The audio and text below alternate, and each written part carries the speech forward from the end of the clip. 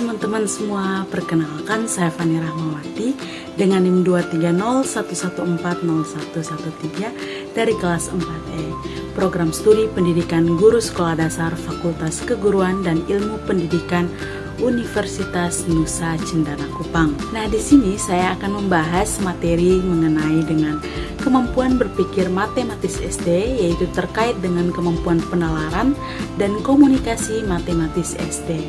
Yuk kita bahas sama-sama. Nah, materi yang pertama yaitu mengenai pengertian kemampuan berpikir matematis SD. Siswa sekolah dasar membutuhkan kemampuan berpikir matematis untuk mempelajari konsep matematika yang lebih kompleks untuk jenjang selanjutnya. Dalam kehidupan sehari-hari, kemampuan ini membantu siswa dalam memecahkan masalah, membuat keputusan, dan berpikir secara logis. Tidak hanya menghafal rumus atau melakukan perhitungan mekanis, kemampuan berpikir matematis ini adalah proses kognitif yang dinamis dan kompleks. Kemampuan ini melibatkan sejumlah keterampilan berpikir tingkat tinggi yang memungkinkan seseorang untuk memahami, menganalisis, dan memecahkan masalah dengan menggunakan prinsip-prinsip matematika. Beberapa proses yang terlibat dalam kemampuan berpikir matematis yaitu termasuk pengumpulan informasi secara deduktif dan induktif. Nah, deduktif sendiri adalah proses berpikir yang bergerak dari premis umum ke kesimpulan khusus. Pengumpulan data secara deduktif dimulai dengan memberikan konsep-konsep atau aturan umum terlebih dahulu. Kemudian, siswa diminta untuk memberikan contoh-contoh yang nyata atau yang sesuai dengan aturan-aturan tersebut.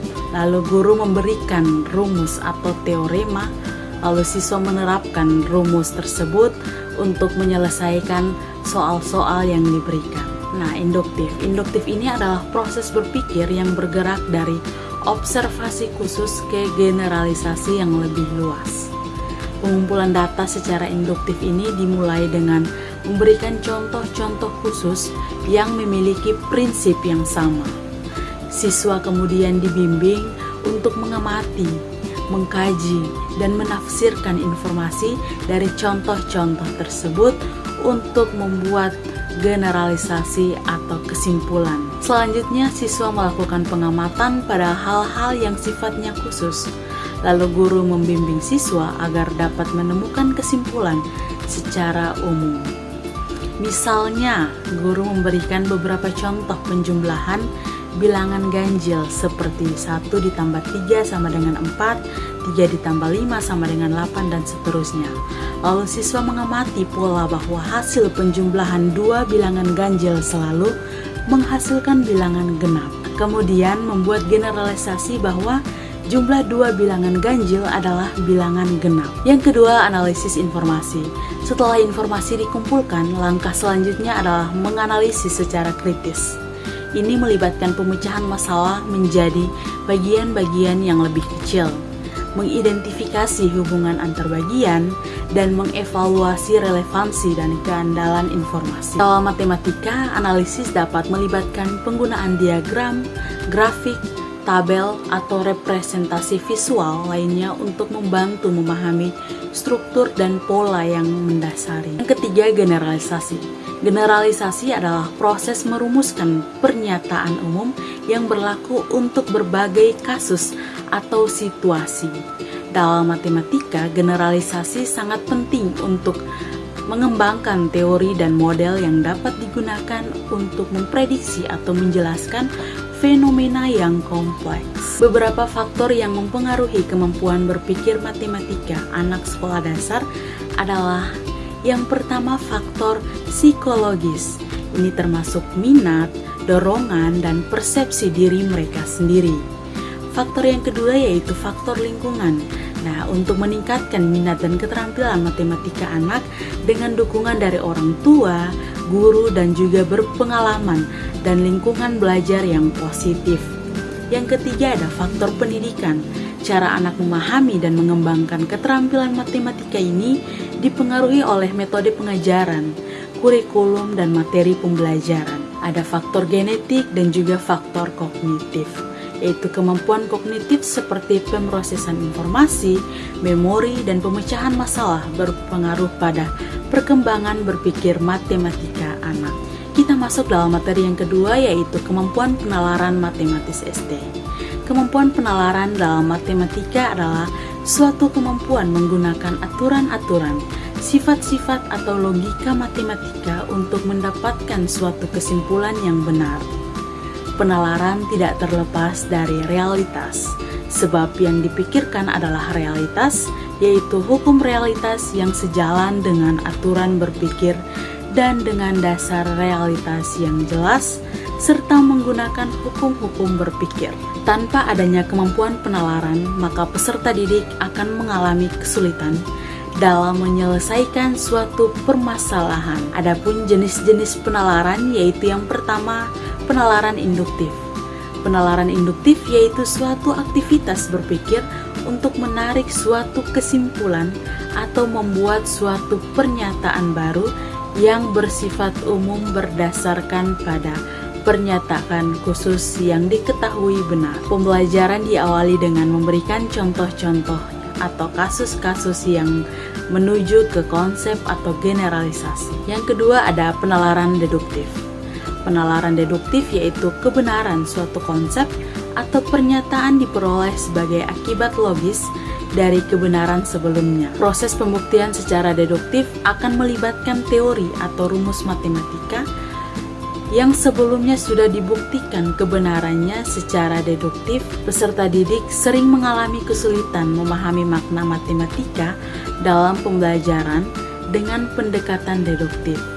Hal ini disebabkan karena peserta didik baru memahami konsep atau generalisasi setelah disajikan berbagai contoh. Kedua, ada indikator kemampuan penalaran matematis. Indikator dari kemampuan penalaran matematis menurut Depdiknas tahun 2008 yaitu yang pertama menyajikan pernyataan matematika secara lisan, tulisan, dan gambar.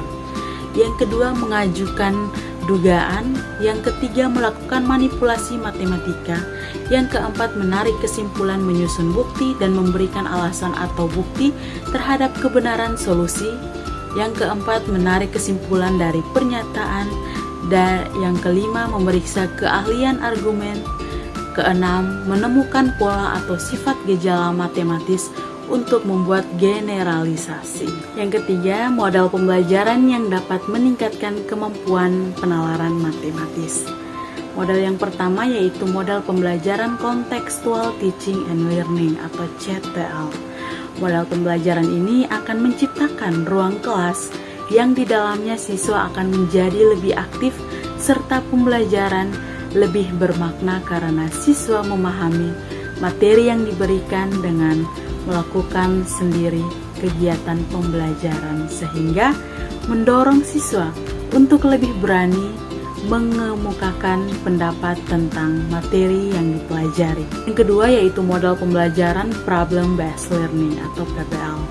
Model pembelajaran ini diyakini dapat efektif dalam meningkatkan kemampuan penalaran matematis siswa. Karena PBL ini mengajak siswa untuk terlibat dalam memecahkan masalah yang relevan sehingga mereka dapat mengembangkan keterampilan yang dimiliki atau keterampilan berpikir kritis dan kreatif. Dalam konteks pembelajaran matematika, PBL ini tidak hanya membantu siswa memahami konsep, tetapi juga membuat proses belajar menjadi lebih menyenangkan dan interaktif. Kita masuk materi yang ketiga yaitu kemampuan komunikasi matematis SD. Kemampuan komunikasi matematis SD ini terdiri dari komunikasi lisan dan komunikasi tulisan. Kemampuan komunikasi matematis lisan adalah kemampuan seseorang dalam menyampaikan informasi, menyampaikan ide atau gagasan matematika melalui diskusi dan presentasi yang disampaikan secara jelas dan sistematis.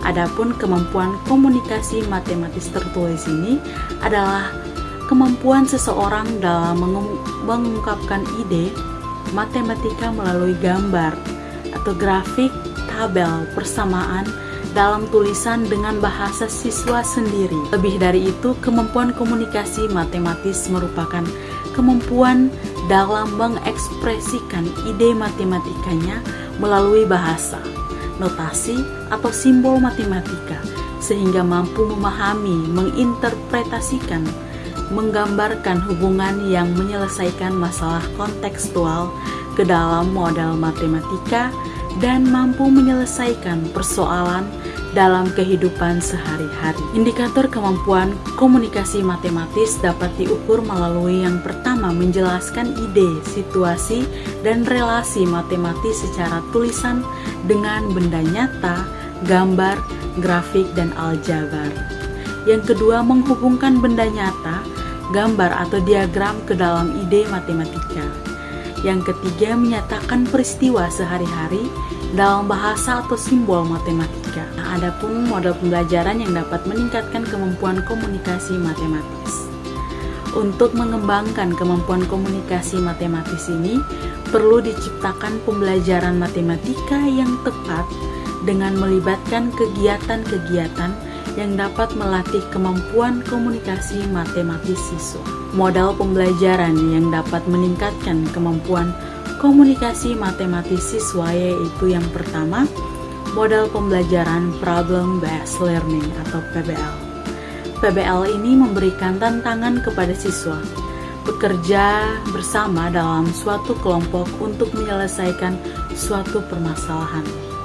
Selanjutnya, guru memberikan kesempatan kepada siswa untuk mengeluarkan pendapatnya sendiri, mendengarkan pendapat temannya, dan bersama-sama membahas permasalahan yang diberikan oleh guru. Kedua, model pembelajaran Think, Talk, Write atau TTW.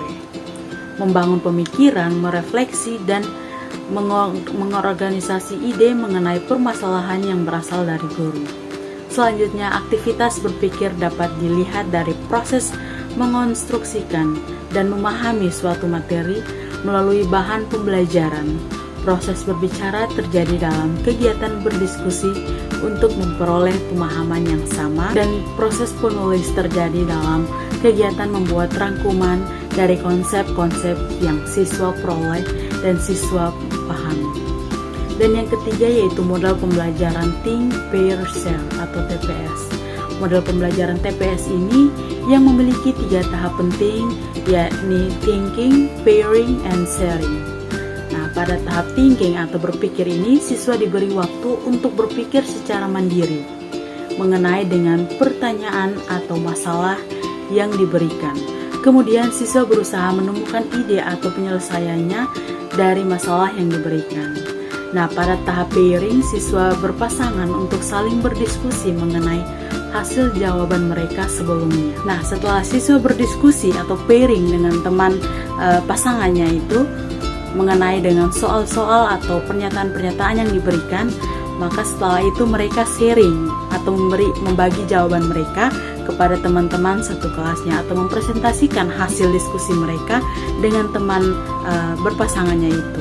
Oke, baik teman-teman, selanjutnya kita akan membahas mengenai dengan contoh soal dari penalaran dan komunikasi matematis SD.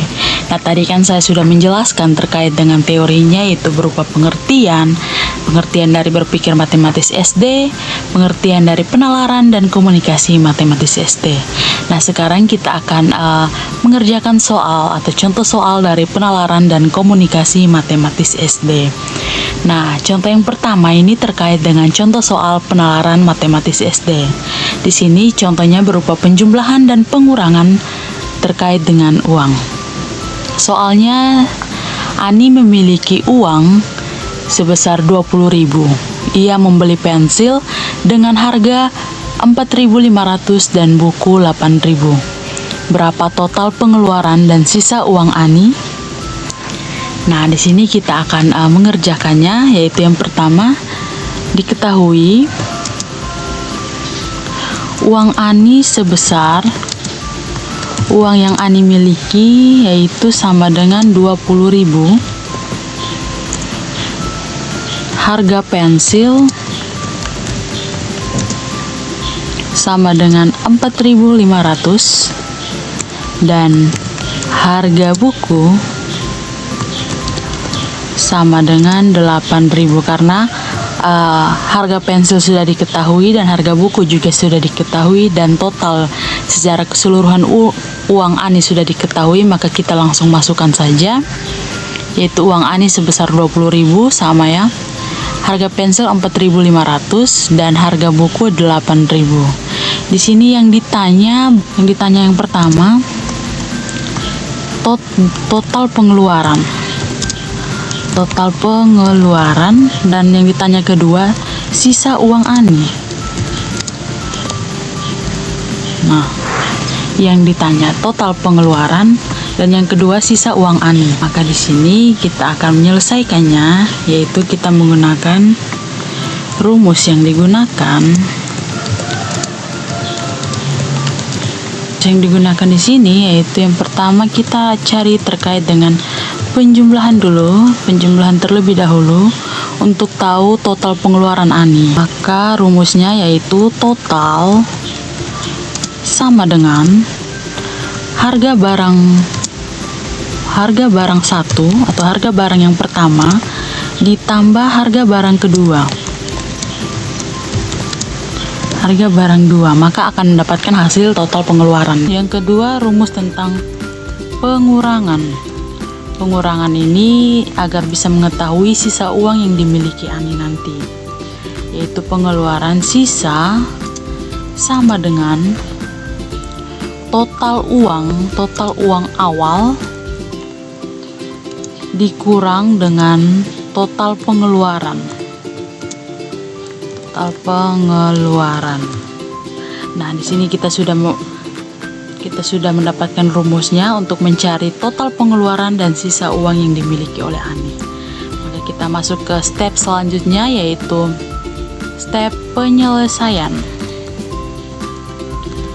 Nah, penyelesaian kita masukkan rumus awal menjawab soal yang ditanya yang pertama, yaitu total pengeluaran.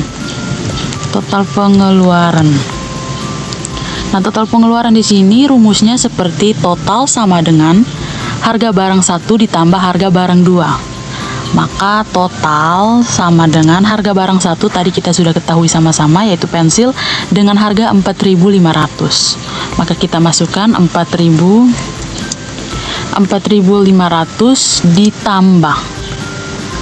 ditambah dengan harga barang kedua, yaitu harga buku senilai 8.000. Maka kita mendapatkan hasil sama dengan 4.500 ditambah dengan 8.000, maka hasilnya sama dengan 12.500. Nah, di sini kita sudah mendapatkan satu jawaban dari pertanyaan pertama mengenai dengan total pengeluaran yang dikeluarkan Ani. Kita lanjut ke pertanyaan kedua, yaitu terkait dengan sisa uang Ani, sisa uang yang dimiliki oleh Ani. Nah, rumusnya tadi sisa sama dengan total uang dikurang dengan total pengeluaran. Sisa sama dengan total uang Ani tadi yang pertama 20.000, kita lihat. Nah, total uang Ani awalnya 20.000 dikurang dengan total pengeluaran. Total pengeluaran kita sudah mendapatkan, yaitu total pengeluarannya 12.500 dikurang 12.500, maka kita akan mendapatkan hasil sisa uang yang dimiliki oleh Ani 20.000 dikurang 12.500, yaitu sama dengan 7.500. Jadi total pengeluaran Ani sebesar 12.500 rupiah, dan sisa uang yang dimiliki oleh Ani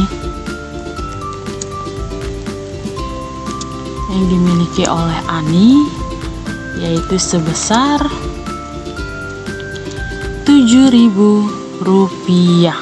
7.500 rupiah. Nah, maka dapat kita simpulkan bahwa total pengeluaran Ani yaitu sebesar 12.500 dan sisa uang yang dimiliki oleh Ani 7.500. Maka soal ini sudah terjawab, di mana Ani memiliki uang 20.000 ia sudah membeli pensil dengan harga 4.500 dan buku 8.000. Nah, di sini pertanyaannya berapa total pengeluaran dan sisa uang Ani? Maka total pengeluaran tadi kita sudah mendapatkan hasilnya sama-sama, yaitu total pengeluarannya sebesar 12.500 dan sisa uang yang dimiliki oleh Ani yaitu 7.500. Kita lanjut dalam soal yang kedua. Soal yang kedua ini masih masuk dalam soal penalaran matematis SD terkait dengan pecahan dari sebuah kue.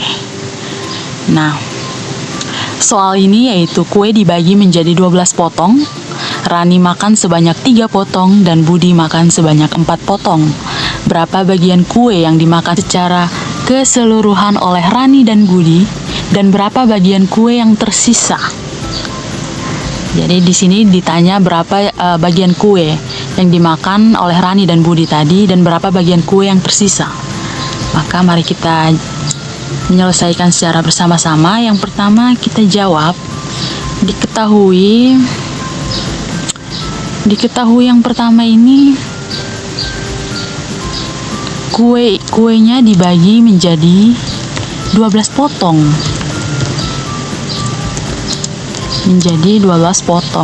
Nah, di sini kue dibagi menjadi 12 potong. Lalu Rani makan sebanyak 3 potong. 3 potong kue. Nah, lalu si Budi juga memakan 4 potong.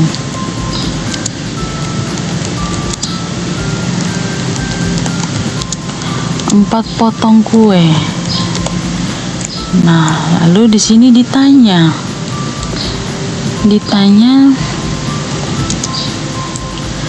berapa bagian kue yang dimakan dan berapa bagian kue yang tersisa. Nah, di sini kue dibagi, diketahui yang pertama kue dibagi menjadi 12 potong. Lalu Rani makan sebanyak 3 potong dan Budi makan sebanyak 4 potong. Nah, ditanya di sini berapa bagian kue yang dimakan dari jumlah keseluruhan 12 potong ini dan berapa bagian kue yang tersisa. Mari kita menyelesaikan secara bersama-sama, yaitu penyelesaian. Rumus yang digunakan di sini yang pertama penjumlahan pecahan dengan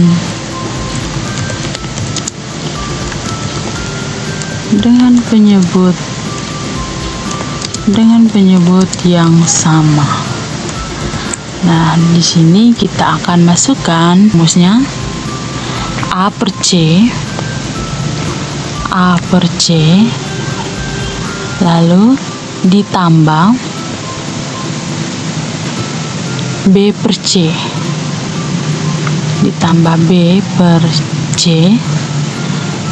dan sama dengan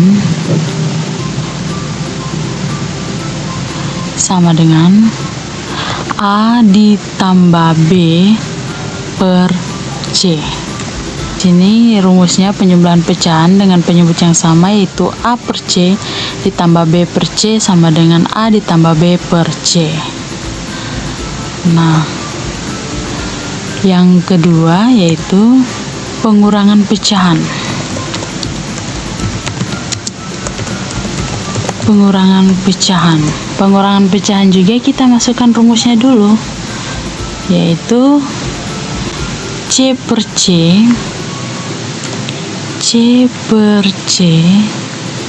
dikurang, kalau penjumlahan tadi ditambah maka pengurangan ini dikurang.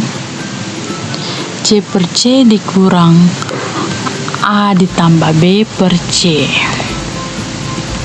A ditambah B per C. Nah, A ditambah B per C. Maka di sini kita dapat hasil yaitu sama dengan sisanya. Untuk mencari sisanya. Nah, setelah pengurangan pecahan kita sudah mendapatkan rumusnya ini. Maka selanjutnya yaitu kita masuk dalam tahap masukkan angka-angkanya sesuai dengan rumusnya. Penyelesaian untuk memasukkan angka sesuai dengan rumus yang ada. Pertanyaan pertama, total yang dimakan. Total yang dimakan di sini kita bisa masukkan rumusnya, yaitu rumus yang pertama dengan penyebut yang sama. Maka total yang dimakan tadi, Rani memakan 3 dengan jumlah total 12 potong. Rani memakan 3 potong. Lalu ditambah dengan yang dimakan oleh Budi. Budi memakan 4 potong dengan jumlah total semua kue yaitu 12 potong. Nah, maka dapat hasil yaitu sama dengan 3 ditambah 4 sama dengan 7. Penyebutnya masih sama, yaitu jumlah keseluruhannya 12 potong. Maka kita mendapatkan hasil total yang dimakan tadi, Rani memakan 3 dari jumlah keseluruhan 12 dan Budi memakan 4 dari jumlah keseluruhannya yaitu 12 potong. Maka kita mendapatkan hasil total yang dimakan yaitu 7 dengan jumlah keseluruhan 12. Maka 7 per 12. Nah, yang kedua di sini kita mencari sisa kue.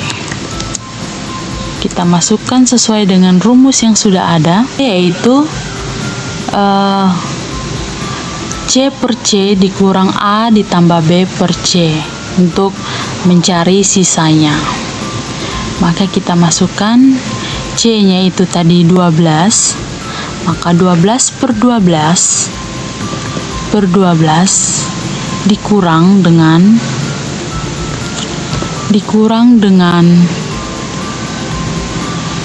7 per 12. A ditambah B tadi kita sudah dapat sama dengan 7, maka di sini ditulis 7 per 12. Maka kita dapat hasil yaitu sama dengan 5 per 12, dikarenakan 12 dikurang 7 sama dengan 5. Penyebutnya masih sama yaitu 12.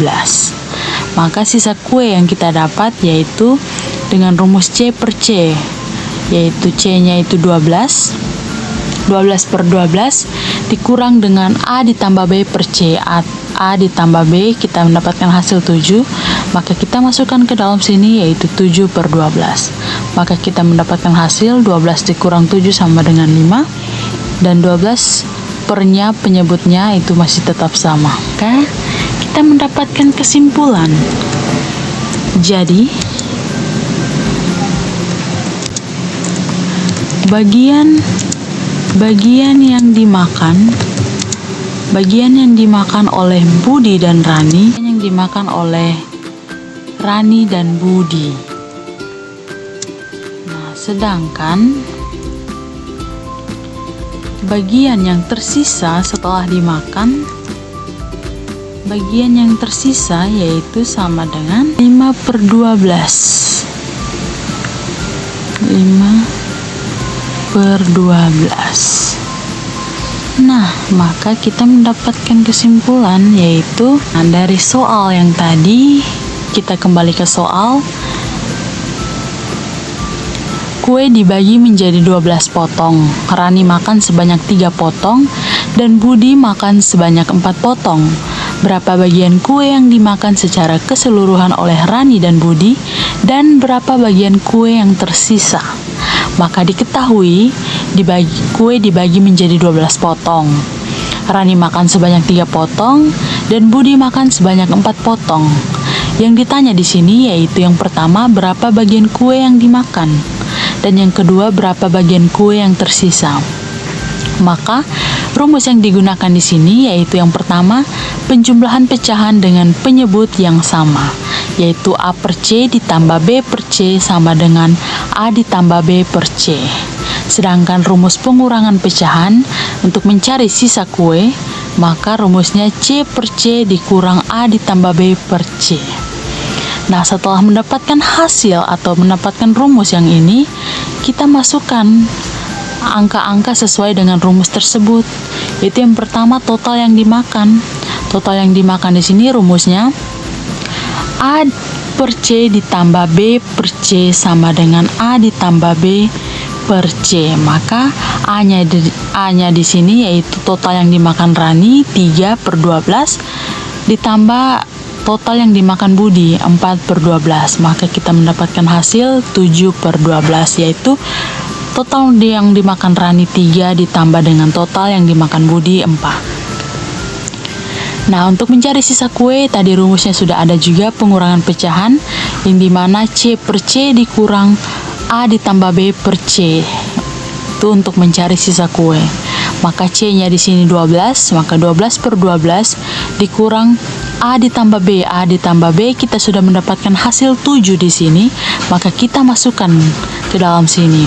12 per 12 dikurang 7 per 12, maka kita mendapatkan hasil 5 per 12. Jadi bagian yang dimakan yaitu 7 per 12 dan bagian yang tersisa yaitu 5 per 12. Nah, kita masuk ke contoh soal terkait dengan komunikasi matematis SD. Contoh soal di sini terkait dengan waktu dan pembagiannya. Nah, soalnya berbunyi, Raka belajar dari pukul 15 lewat 30 menit sampai dengan 17 lewat 15 menit. Berapa lama Raka belajar? Maka mari sama-sama kita menyelesaikan soal ini. Itu yang pertama, tentukan waktu mulai dan waktu selesai. Tentukan waktu mulai dan waktu selesai. Maka diketahui di sini yaitu waktu mulainya,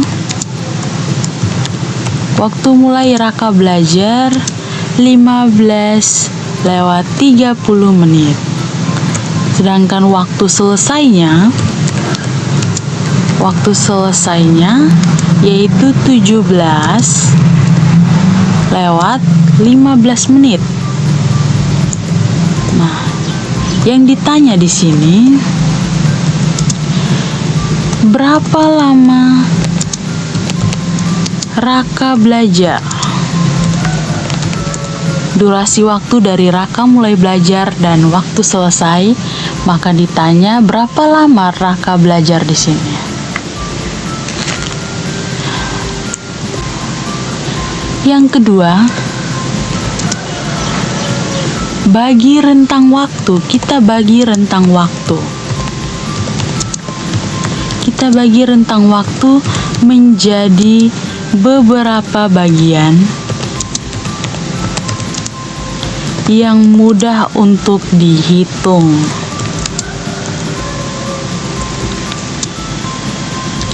Jadi, setelah kita mengetahui waktu mulai Raka belajar sampai waktu selesai Raka belajar, untuk mempermudah kita dalam menghitung, maka kita bagi menjadi 3 bagian, yaitu yang pertama, dari pukul mulainya waktu belajar Raka yaitu 15 lewat 30 menit sampai dengan 16.00, maka Raka sudah menghabiskan waktu selama 30 menit dalam belajar atau setengah jam. Nah, yang kedua, dari pukul 16.00 sampai dengan 17.00, di sini Raka sudah menghabiskan waktu selama 60 menit dalam belajar. Lalu pembagian yang ketiga yaitu dari pukul 17.00 sampai dengan 17.15 atau waktu selesainya Raka belajar, maka Raka sudah menghabiskan waktu selama 15 menit. Nah, lalu yang ketiga, kita jumlahkan semua durasi yang ada. Jumlahkan semua durasi, yaitu yang ini kita sudah ketahui tadi. Ada 30 menit, yaitu dari 15.30 sampai 16.00. Raka memakan waktu sebanyak 30 menit dalam belajar. Lalu 16.00 sampai 17.00 Raka menggunakan waktu selama 60 menit dalam belajar. Dan 17.00 sampai 17.15 yaitu 15 menit dalam belajar. Maka kita jumlahkan semua durasi yang ada, yaitu 30 ditambah 60 ditambah 15. Maka kita masukkan durasi pertama atau durasi awal yaitu 30 menit ditambah dengan durasi kedua yaitu 60 menit dan ditambah lagi durasi ketiga yaitu 15 menit. Maka 30 ditambah 60 kita mendapatkan hasil 90, lalu ditambah 15, maka kita mendapatkan jumlah keseluruhan atau jumlah semua durasi yang Raka gunakan untuk belajar yaitu 105 menit. Nah, setelah kita jumlahkan ini, maka kita mendapatkan kesimpulan. Jadi, Raka belajar selama 105 menit. 105 menit. Jadi, Raka belajar ini, Raka memakan waktu selama 105 menit. Di mana waktu mulainya 15.30 dan waktu selesainya 17.15. Maka Raka belajar selama 105 menit, yaitu didapat dari hasil pembagian untuk mempermudah kita hitung dari setiap durasi yang ada. Nah, sekian dari saya. Terima kasih teman-teman.